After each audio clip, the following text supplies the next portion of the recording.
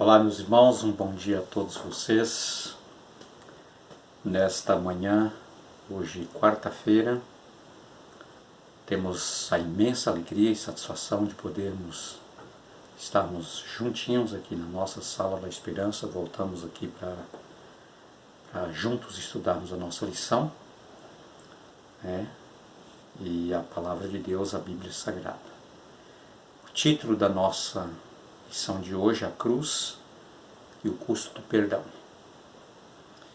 Eu quero apelar a você a ir até o final sobre esta lição estudando comigo. É uma lição muito importante, uma lição que realmente é para nós, para este momento que estamos vivendo nos últimos dias, tá? Todo esse trimestre nós estamos estudando sobre o sacrifício de Jesus e o significado, do simbolismo ali no santuário terrestre, que era uma cópia do santuário celestial. Tá? E a nossa lição de hoje, meus queridos, vem mostrando para nós que Cristo Jesus, ele cumpriu exatamente como representava ali no santuário celestial, ali na cruz, através do seu sacrifício, todo aquele cerimonialismo, aquele simbolismo, aquela figuração, através do animal, do cordeiro que era morto, o sangue derramado, a intercessão do sacerdote, do sumo sacerdote a cada ano, que ele iria ali fazer a purificação do santuário. Tá? Então, tudo cumpriu em Cristo Jesus na sua missão de entregar a sua vida por cada um de nós ali na cruz do Calvário. Agora, a pergunta que surge para nós neste momento é: o que Cristo está fazendo? Qual é a sua obra nesse momento no santuário celestial? Cristo Jesus, quando ele veio aqui, meus queridos, ali na cruz do Calvário, ele cumpriu a primeira parte do ministério, tá, da nossa redenção, da nossa salvação. Primeira parte. A primeira parte era o cordeiro que era morto ali no pátio do santuário. Tá? E o sangue daquele cordeiro, daquele animal, que era morto ali, era expelido sobre o altar. Simbolicamente, o pecado do transgressor, do pecador, estava sendo transferido para dentro do santuário. Tá?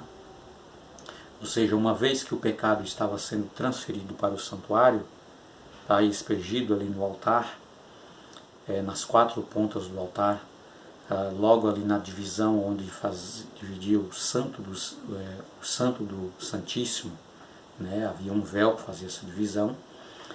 E ali na Arca da Aliança, ali tinha a presença do Shekinah, a presença de Deus, e então o meu pecado estava sendo transferido diretamente para Deus. Então eu, como pecador, naquele contexto, naquele momento, naquela época, eu ficaria livre do meu pecado, ficaria perdoado, voltava para casa liberto, limpo da condenação do meu pecado, mas esse pecado ele ficava ali dentro do santuário. Ele era transferido ali, simbolicamente para Deus, ali dentro do compartimento do lugar santíssimo do santuário. Tá? E é por isso que a nossa lição aqui vem mostrando para nós que o sumo sacerdote, tá, um homem que era escolhido ali, separado, com a missão de uma vez no ano, ao final do ano, ele então entrava ali no lugar santíssimo do santuário para fazer a purificação. Você está conseguindo entender? Pois é, ele entrava ali, depois de oferecer um sacrifício por ele mesmo, porque ele também era um pecador, tá? Ele entrava ali dentro para poder ir diretamente à presença de Deus. Tá? E ele ficava ali, para fazer a purificação ali do santuário. O sumo sacerdote, ele era simbolicamente o representante de Cristo Jesus naquele momento, tá? Que é o nosso verdadeiro sumo sacerdote, e então ele estava ali para interceder. Tá? Só para nós entendermos, meus queridos, havia duas situações de confissões de pecado. A primeira delas era diária. Todos os dias havia 2 sacrifícios. Né? Um sacrifício pela manhã, na terceira hora, e um sacrifício pela tarde, né? Que era na 9ª hora. Tá? Então, esses 2 sacrifícios representavam a confissão do pecado do pecador, que todos os dias nós pecamos e precisamos todos os dias confessar os nossos pecados diante de Deus. Tá? Simbolicamente, isso aqui no santuário celestial, a confissão dos nossos pecados, tá?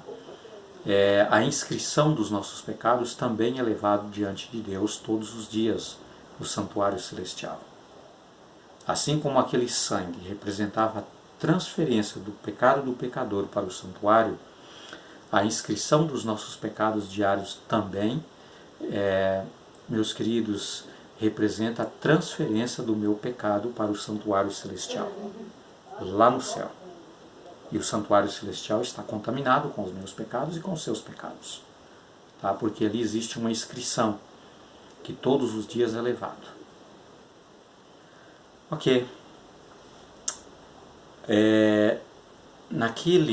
Naquela aliança, ali, povo de Israel, meus queridos, naquele dia que todo o povo deveria se reunir ali diante do santuário, e o sumo sacerdote entrava ali para fazer a confissão anual pelo povo, era chamado de dia do juiz. Tá? E ali Deus, ele perdoaria definitivamente a alguns, e a outros, seria ali eliminados do meio do povo de Israel. E eu vou explicar para você.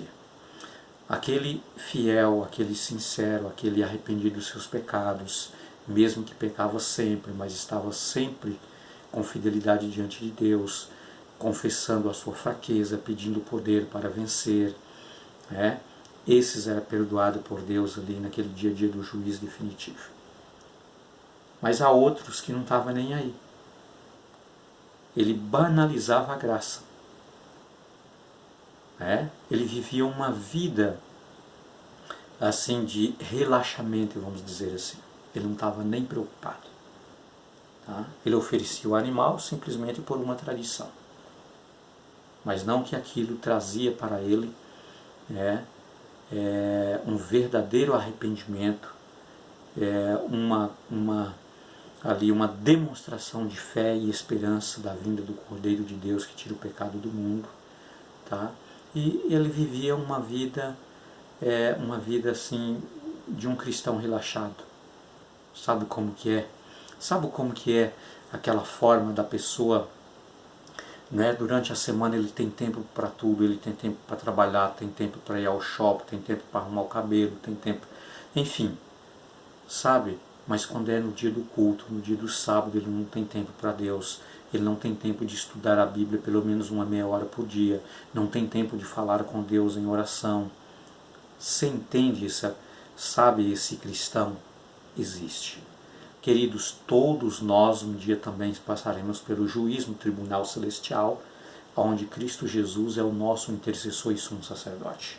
E da mesma maneira como era naquele contexto no passado, tá? Alguns eram aceitos e outros rejeitados devido à sua vida, como ele vivia, a sua crença em Deus.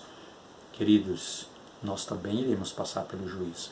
Os nossos inscritos diários vão passar pelo juiz. Ok? Esse juiz de hoje, onde Jesus está, que ele é o nosso sumo sacerdote, o nosso intercessor, e Jesus também é juiz. Tá? Ele é advogado para uns e é juiz para outros.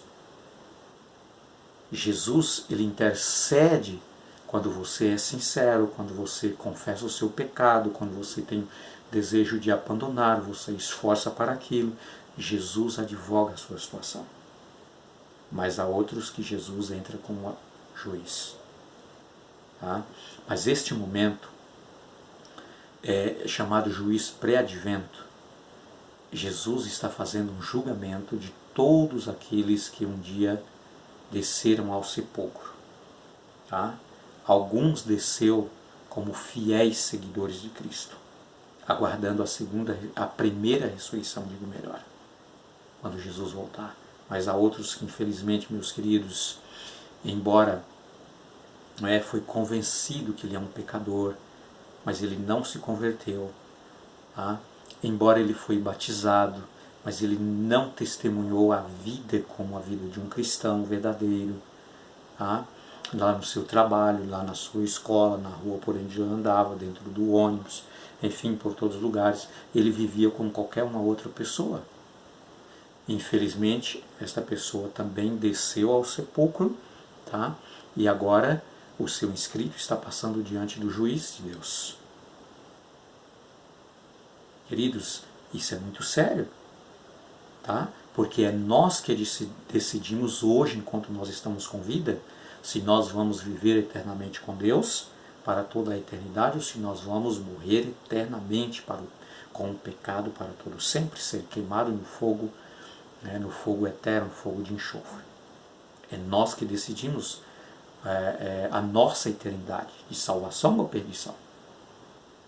E é durante a nossa vida que nós fazemos essa decisão.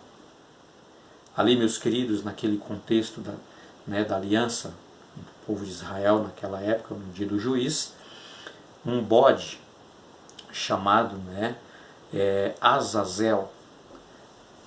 Esse bode, então, ele o sumo sacerdote, ao fazer ali a purificação do santuário, tá?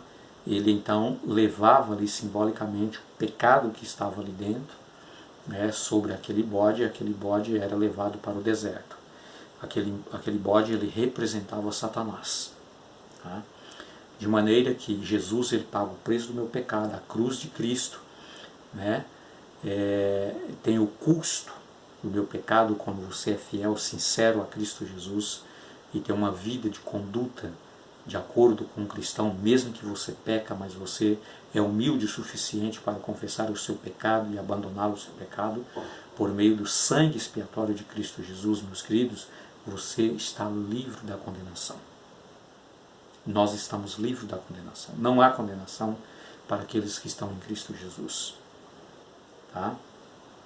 Então, esses pecados, quando chega o meu fim, que eu fui para o sepulcro, ou que a porta da graça fechou, mesmo que eu esteja vivo, mas Jesus saiu do santuário e disse, está feito, quem é santo santifique-se ainda, e quem é impuro ou imundo continue na sua imundícia, ou seja, Jesus disse, terminou o tempo da graça, quem fez, tomou a sua decisão, quem está salvo, quem está perdido, está perdido. São essas duas situações. Então, queridos, dependendo do meu caso, dependendo do seu caso, tá? Que você foi absorvido pelo precioso sangue e intercessão de Cristo Jesus como nosso advogado. Porque mesmo que você como um pecador, como uma pecadora, mas viveu uma vida de fidelidade diante de Deus, sempre buscando o poder de Deus, sempre em oração, sempre confessando as suas falhas, esforçando para vencer, então Jesus advogou a sua causa, a minha causa, tá? E Jesus então limpa o santuário, tira os meus escritos de pecados que foi confessados, que estão ali dentro, e ele então transfere para Satanás que ele é o culpado causador, foi ele que implantou o pecado no planeta Terra. Tá? Se ele não tivesse trazido o pecado aqui, o pecado não existia. Adão e Eva não teriam se perdido. Nós não teríamos perdido. Eles foram enganados. Tá? E Satanás vai ser queimado com o pecado, porque Jesus pagou o preço. Tá? Mas Jesus não vai ficar para sempre com o meu pecado.